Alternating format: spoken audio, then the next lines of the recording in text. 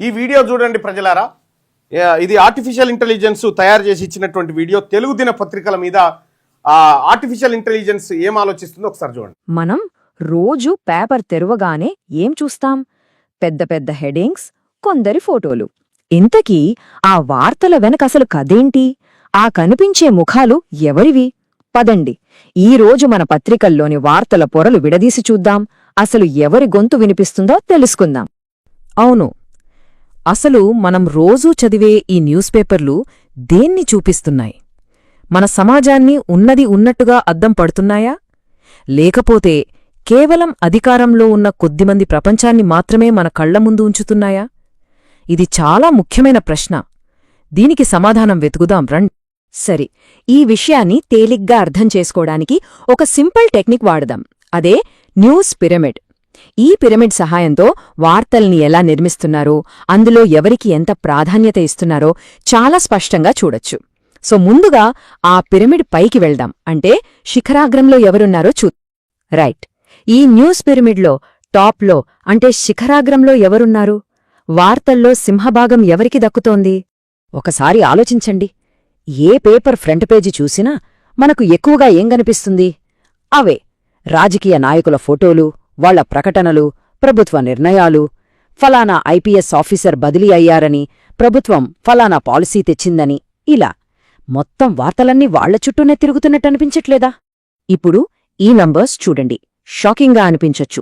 దాదాపు 85% వార్తల కవరేజ్ కేవలం రాజకీయ నాయకులు, ఉన్నత వర్గాల గురించే. అంటే మిగిలిన బీసీ, ఎస్సీ, ఎస్టీ మైనారిటీలందరికీ కేవలం 15% మాత్రమే. ఇంత పెద్ద గ్యాప్ ఉంటే ఇక మెజారిటీ ప్రజల గొంతుక ఎక్కడ వినిపిస్తుంది? వాళ్ల కథలు, వాళ్ల విజయాలు ఎవరికి తెలుస్తాయి? ఇది ఎంత పెద్ద ప్రభావం చూపిస్తోందో కదా.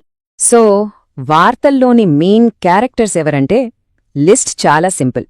మన ముఖ్యమంత్రులు, ప్రధానమంత్రి, కేసీఆర్, చంద్రబాబు నాయుడు లాంటి పెద్ద పెద్ద రాజకీయ నాయకులు, లేదా హై లెవెల్ ఐపీఎస్ ఆఫీసర్లు, చివరికి అంతర్జాతీయ రాజకీయ నాయకులు. రోజూ పేపర్లో కనిపించేది వీళ్ళు. సరే, పిరమిడ్ టాప్లో ఎవరున్నారో చూశాం. మరి ఆ పిరమిడ్కి బేస్ అంటే పునాదిలాంటి సామాన్య ప్రజల సంగతేంటి? వాళ్ళు ఈ వార్తల ప్రపంచంలో ఎక్కడున్నారు? అట్టడుగునా ఎందుకుండిపోయారు? ఫ్రంట్ పేజీలో మెరిసే వార్తలు దాటి లోపలి పేజీల్లోకి వెళితే తప్ప మనకు మెజారిటీ ప్రజల గొంతు వినిపించదు. కాని అక్కడ కూడా ఆ వార్తలను వెతుక్కోవాల్సొస్తోంది. అసలు వాళ్ల గురించి ఎక్కడ రాస్తున్నారు, ఎక్కడ కనిపిస్తున్నారు? ఇదిగోండి అసలు విషయం. కేవలం 10-15% జనాభాలో మెజారిటీ అయిన బీసీ, ఎస్సీ, ఎస్టీ, మైనారిటీ వర్గాలకు వార్తల్లో దొరుకుతున్న స్థానం ఇంతే. ఎంత విచిత్రం కదా! మెజారిటీ ప్రజల వార్తలు మైనారిటీ వార్తలుగా మారిపోయాయి. సరే, ఆ కొంచెం చోటిస్తున్నారు కదా, మరి అందులో వాళ్ళని ఎలా చూపిస్తున్నారు? ఎప్పుడైనా గమనించారా? 1 ప్రభుత్వ పథకాల లబ్ధిదారులుగా, 2 ఏదైనా సమస్య మీద నిరసన చేసే ఆందోళనకారులుగా, 3 ప్రభుత్వం మీద ఆధారపడ్డవాళ్లుగా, లేదా ఏదైనా నేరం జరిగినప్పుడు వార్తల్లో కనిపిస్తారు, లేదంటే వాళ్ల కుల సంఘాల మీటింగులు, పండుగలప్పుడు. అంతే. వాళ్లని సొంతంగా సాధించిన వాళ్లుగా, నాయకులుగా ఎప్పుడూ చూపించరు. ఎప్పుడూ తీసుకునేవాళ్లుగానే చూపిస్తారు తప్ప ఇచ్చేవాళ్లుగా కాదు. వార్తల్లో ఇచ్చే స్థానం మాత్రమే కాదు, వాడే భాష కూడా చాలా ముఖ్యం. కొన్ని పదాలు కొందరికి అధికారాన్ని కట్టబెడితే, మరికొన్ని పదాలు ఇంకొందరిని బలహీనులుగా చూపిస్తాయి. ఆ అధికార భాష ఎలా ఉంటుందో చూద్దాం. ఇక్కడ ఈ పదాల మధ్య తేడా చూడండి. ఉన్నత వర్గాల గురించి రాసేటప్పుడు అధినేతలు, విధాన నిర్ణేతలు, ప్రముఖులు, పెట్టుబడిదారులు ఇలా ఎంత పవర్ఫుల్ పదాలు వాడుతున్నారో, అదే సామాన్య ప్రజల దగ్గరకొచ్చేసరికి పేదలు, లబ్ధిదారులు, అణగారిన వర్గాలు, గిరిజనులు అంటే వాళ్లకు వాళ్లుగా ఏమీ లేరని, ఎవరో ఇచ్చే సహాయం మీద ఆధారపడి బతుకుతున్నారని చెప్పకనే చెప్తున్న ఈ పదాలు. ఈ భాష మన ఆలోచన విధానాన్ని ప్రతిరోజూ ప్రభావితం చేస్తూనే ఉంటుంది. సరే, ఇదంతా చూశాక ఈ న్యూస్ పిరమిడ్ మనకు ఫైనల్గా ఏం చెప్తోంది? సింపుల్గా చెప్పాలంటే ఈ పేపర్లన్నీ కలిసి మనకు ఇస్తున్న సందేశం ఒక్కటే: అధికారం, రాజకీయాలు మాత్రమే ముఖ్యం, అంతే. మిగతా విషయాలన్నీ, మిగతా ప్రజలందరూ సెకండరీ. వాళ్ల వార్తలు వచ్చినా అవి కేవలం సంక్షేమ పథకాల గురించో, సమస్యల గురించో ఉంటాయి తప్ప వాళ్లను దేశాన్ని నడిపించే భాగస్వాములుగా ఎప్పుడూ చూపించవు. అంటే మన న్యూస్ పిరమిడ్ ఇప్పుడు పూర్తయింది. ఒకసారి దీన్ని చూస్తే అసలు పిరమిడ్కి ఈ న్యూస్ పిరమిడ్కి ఉన్న తేడా తెలుస్తుంది.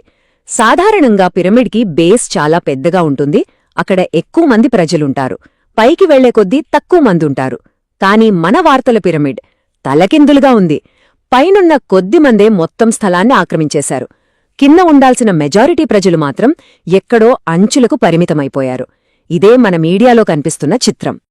ఈ మొత్తం విశ్లేషణ తర్వాత మన ముందు ఒక్కటే పెద్ద ప్రశ్న మిగిలింది. మన వార్తాపత్రికలు సమాజాన్ని ఉన్నది ఉన్నట్టుగా చూపిస్తున్నాయా, లేక అవి ఒక రకమైన సమాజాన్ని నిర్మిస్తున్నాయా? ఈ ప్రశ్న గురించి ఆలోచిస్తూ రేపటి పేపర్ చదివి చూడండి. అప్పుడు వార్తల వెనుకున్న అస్సలు కథలు మనకు మరింత బాగా అర్థమవుతాయి. చూసిరు కదా, ఇది ఆర్టిఫిషియల్ ఇంటెలిజెన్స్ మన తెలుగు దినపత్రికల పైన ఇచ్చిన విశ్లేషణ. ఈ పత్రికలు ఎవరి కొమ్ము కాస్తున్నాయి, ఈ పత్రికలలో వచ్చేటువంటి వార్త ఏంది, మన వర్గాలనేమో లబ్ధిదారులు, బాధితులు,